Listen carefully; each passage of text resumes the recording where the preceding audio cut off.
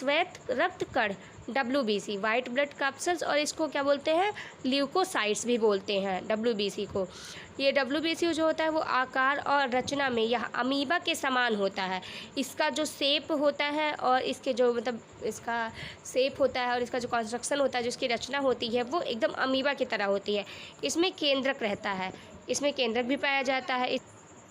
इसका निर्माण अस्थिमज्जा, bone marrow और लिम्फ नोड और कभी कभी यकृत और प्लीहा में भी होता है।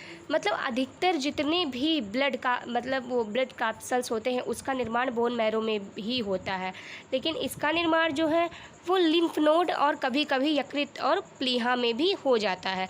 जहाँ पर उसकी मृत्यु होती है वहाँ पर इसका निर्माण कभी कभी होता है।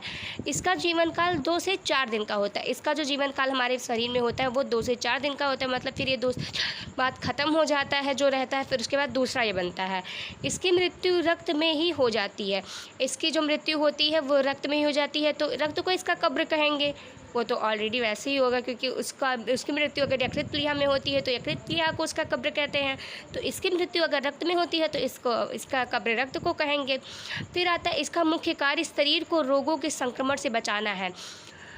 आप लोग सुनते होंगे कि क्या WBC को ही क्या बोलते हैं कि जो हमारे शरीर को क्षमता प्रदान करता है रोगों से लड़ने की, इम्यूनिटी जो होती है हमारे शरीर की, वो यही WBC के वजह से ही होती है। तो इसका कार्य जो होता है, मुख्य कार्य, वो शरीर को रोगों से लड़ने की क्षमता देता है ये। फिर आता है फ्रेंड्स कि WBC का सबसे अधिक भाग 60 से 70% न्यूट्रोफिल्स कणिकाओं का बना होता है। न्यूट्रोफिल्स कणिकाएं रोगाणुओं तथा जीवाणुओं का भक्षण करती हैं। जो न्यूट्रोफिल्स कणिका, अगर अब आप देख रहे हैं कि कैसे आपको यहाँ बताया जा रहा है कि जो WBC इसका मुख्य कार्य, WBC का मुख्य कार्य शरीर को रोगों से लड़ने से बचाना है, मतलब संक्रमण से बचाना है। तो इसमें बताया जाए WBC का सबसे अधिक भाग 60-70% न्यूट्रोफिल्स कणिकाओं का बना होता है।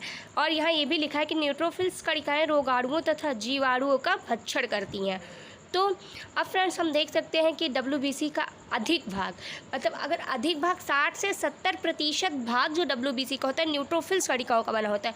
और ये न्यूट्रोफिल्स, तो अगर रोगाणु जो हमारे रोगाणु होंगे, मतलब बैक्टीरिया, वायरसेस सब कुछ होते हैं जिससे हमें रोग हो सकता है, जिससे हमें विभिन्न प्रकार के रोग हो सकते हैं, उसका जो भक्षण करता है न्यूट्रोफिल्स, वो हमारे WBC में ही ज़्यादा पाया जाता है। तो WBC को ही इम्यूनिटी वाला, वो मतलब क्या हमारे शरीर में इम्यूनिटी जो देता है वही उसको ही बोलेंगे।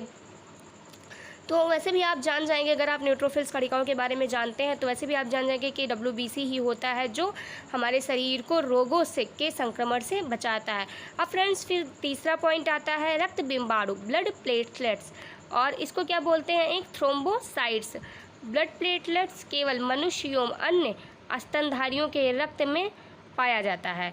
जो ब्लड प्लेटलेट्स होता है, जो मतलब रक्त बिम्बाणु होता है, वो केवल मनुष्य एवं अन्य स्तनधारियों के रक्त में पाया जाता है।